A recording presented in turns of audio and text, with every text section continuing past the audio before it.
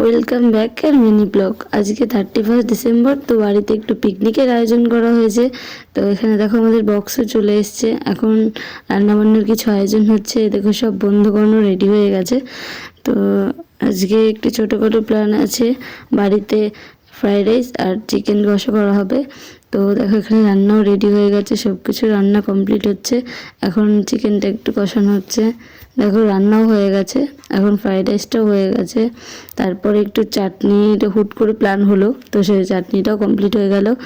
তো এখন সবাই রেডি হয়ে আছে কখন রান্না হবে। তো আমরা যেহেতু অনেক লেট করেই খাওয়া দাওয়া করেছিলাম, তারপরে দেখো বাচ্চাদেরকেও বসিয়ে দিয়েছি খাওয়া দাওয়া করাতে।